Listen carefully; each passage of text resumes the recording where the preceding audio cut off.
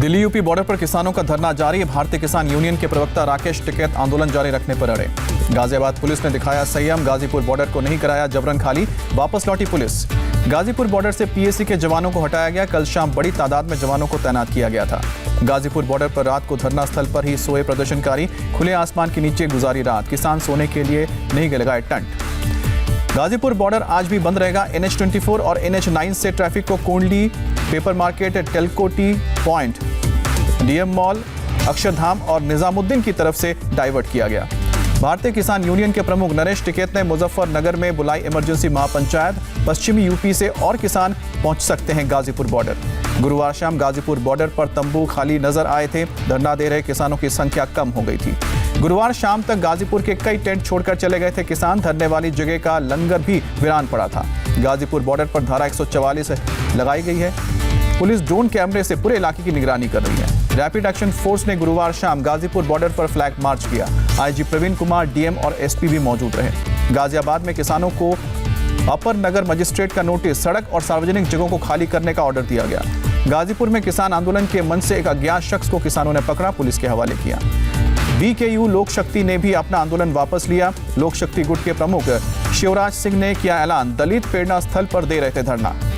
दिल्ली के सिंघू बॉर्डर पर सुरक्षा सख्त, पूरा इलाका छावनी में तब्दील, सड़क पर बैरिकेडिंग लगाई गई।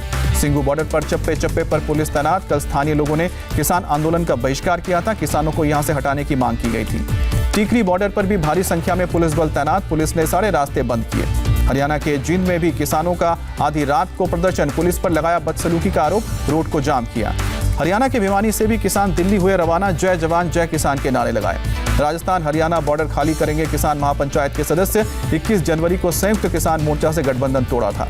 रेवाड़ी के जयसिंह बॉर्डर पर गांव वालों की महापंचायत, हाईवे खोलने की मांग पर अड़े हैं किसान नेता गुरनाम सिंह चड़ूनी का बयान, कहा जबरदस्ती आंदोलन बंद नहीं होगा। 26 जनवरी दिल्ली हिंसा मामले में एक्शन जारी। हिंसा में शामिल किसान नेताओं के खिलाफ दिल्ली पुलिस ने लुकआउट नोटिस जारी किया। 26 जनवरी हिंसा मामले में 15 और लोग हिरासत में लिए गए। दिल्ली पुलिस कर रही है पूछताछ। दिल्ली के बुराड़ी में भी पुलिस का एक्शन, सिंघू बॉर्डर जाने की कोशिश कर रहे 3 किसानों को हिरासत में लिया गया। 26 जनवरी हिंसा मामले में 6 संदिग्धों की फुटेज दिल्ली पुलिस के पास, वीडियो के जरिए आरोपियों की तलाश की जा रही है। गणतंत्र दिवस पर हुए दंगे को लेकर अब तक 33 FIR दर्ज, 9 मामलों को क्राइम ब्रांच को ट्रांसफर किया गया। SIT का भी गठन होगा। दिल्ली में दंगाइयों पर राष्ट्रद्रोह का मुकदमा चलेगा। UAPA के तहत राष्ट्रद्रोह का मामला दर्ज हुआ है। लाल किले पर झंडा लहराने वाले शख्स की पहचान हुई, तरनतारन का रहने वाला है जुगराज सिंह। केंद्रीय मंत्री प्रहलाद पटेल ने लाल किले में तांबे के 2 कलश गायब होने की जानकारी दी। बोले अवशेषों के नुकसान की भरपाई नहीं हो सकती है। कांग्रेस सांसद शशि थरूर और 6 पत्रकारों पर नोएडा पुलिस ने दर्ज किया देशद्रोह का केस। 26 जनवरी को ट्रैक्टर मार्च के दौरान डिजिटल ब्रॉडकास्ट और सोशल मीडिया पर पोस्ट पर कार्रवाई हुई है। दिल्ली के कमिश्नर ने इंटेलिजेंस के ऑफिसर्स के साथ हाई लेवल मीटिंग की। दंगाइयों पर एक्शन और बॉर्डर्स के हालात की जायजा लिया।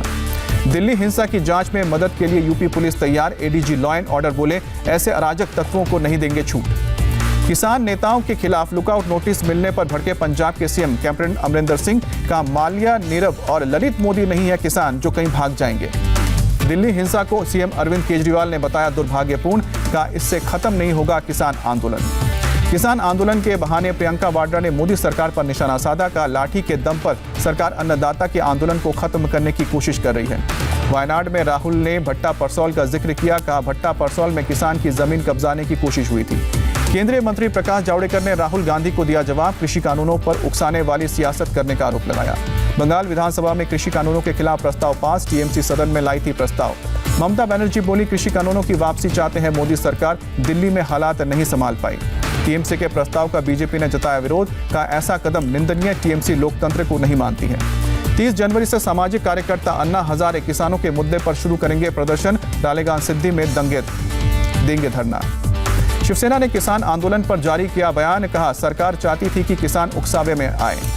कोरोना संकट के बीच आज से संसद का बजट सत्र, राष्ट्रपति सदन के संयुक्त सत्र को संबोधित करेंगे। 1 फरवरी को पेश होगा आम बजट। कांग्रेस समेत 19 विपक्षी पार्टियों ने राष्ट्रपति के भाषण का बहिष्कार करने का ऐलान किया। तीनों नए कृषि कानूनों का विरोध कर रहा है विपक्ष। बीएसपी भी राष्ट्रपति के अभिभाषण का विरोध करेगी। मायावती ने ट्वीट करके कहा, कृषि कानूनों पर सरकार का ढूलमूल रवैया, जल्द विवादित कानून वापस ले सरकार। शिरोमणि अकाली दल भी आज राष्ट्रपति के भाषण का करेगा बहिष्कार, कृषि कानूनों के खिलाफ करेगा प्रदर्शन। आम आदमी पार्टी भी राष्ट्रपति के भाषण का विरोध करेगी। सांसद भगवंत मान और 3 राज्यसभा सांसद अभिभाषण के दौरान नहीं रहेंगे मौजूद। बजट सत्र 2 चरणों में होगा। पहला फेज आज से 15 फरवरी तक और दूसरा फेज 8 मार्च से 8 अप्रैल तक चलेगा। कोरोना वायरस से जुड़े सभी प्रोटोकॉल का होगा पालन। आज संसद में आर्थिक सर्वेक्षण होगा पेश। कोरोना महामारी का अर्थव्यवस्था पर असर और समाधान का जिक्र होगा। लोकसभा स्पीकर आज करेंगे सर्वदलीय बैठक। 30 जनवरी को सरकार सभी दलों के साथ करेगी बैठक। आज बीटिंग द रिट्रीट सेरेमनी के साथ होगा गणतंत्र दिवस समारोह का औपचारिक समापन। समारोह में नजर आएंगी 1971 युद्ध की स्वर्णिम विजय की थीम। कोरोना के कारण 5000 लोग इसमें शामिल होंगे। बीटिंग द रिट्रीट सेरेमनी को लेकर दिल्ली पुलिस ने एडवाइजरी जारी की है। विजय चौक समेत कई जगह ट्रैफिक रूट में बदलाव किया गया है। दुमका केस में लालू यादव की जमानत पर झारखंड हाईकोर्ट में सुनवाई आज। 3 केस में पहले ही मिल चुकी है बेल। आज जमानत मिली तो जेल से आएंगे बाहर। बंगाल में कांग्रेस और लेफ्ट के बीच 193 सीटों पर तालमेल का ऐलान हुआ। 92 पर लड़ेगी कांग्रेस और 101 सीट पर फैसला बाद में होगा। वर्ल्ड इकोनॉमिक फोरम में पीएम मोदी का वर्चुअल संबोधन का दुनिया में सबसे बड़ा टीकाकरण अभियान चलाया गया। पीएम बोले, भारत ने दुनिया को 2 वैक्सीन दिए हैं। कोरोना काल में एक जीवन बचाने की हमने कोशिश की है। भारत में ईज ऑफ डूइंग बिजनेस बेहतर हो रहा है। पीएम मोदी बोले, क्लाइमेट चेंज के लक्ष्यों के साथ विकास का तालमेल। चीन से तनाव पर विदेश मंत्री एस जयशंकर का बयान। चीन के रुख पर नजर, भविष्य के समझौते पर पड़ेगा असर। बिहार में एलजेपी के इकलौते विधायक ने सीएम नीतीश कुमार से की मुलाकात। जेडीयू में शामिल होने की अटकलें। बिहार में एआईएमआईएम के 5 विधायकों ने नीतीश कुमार से मुलाकात की। जेडीयू में शामिल होने से इनकार किया। मुलाकात के बाद बोले विधायक, राजनीतिक संभावनाओं का खेल है। पीएम मोदी से कैप्टन अमरिंदर सिंह की अपील। बोले, पंजाबी भाषा को जम्मू कश्मीर की आधिकारिक भाषाओं में शामिल किया जाए। कश्मीर में सुरक्षा बलों को बड़ी कामयाबी। हथियार समेत जैश-ए-मोहम्मद का एक आतंकी गिरफ्तार।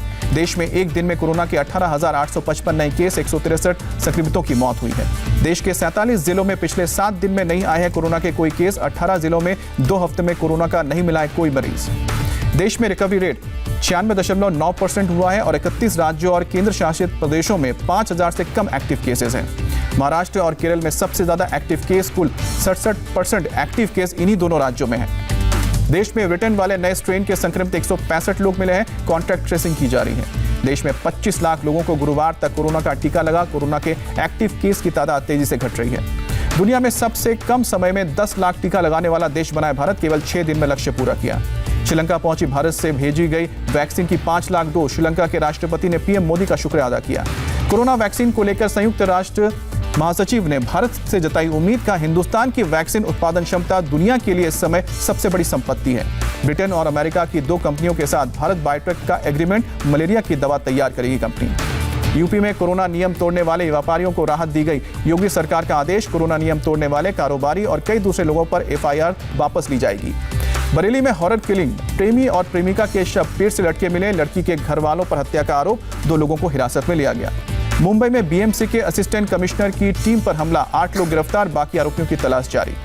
नागपुर में कार से स्टंट दिखाने का वीडियो वायरल हुआ। पुलिस ने 4 लोगों को पकड़ा और जब्त किए कार, आगे की कार्रवाई जारी।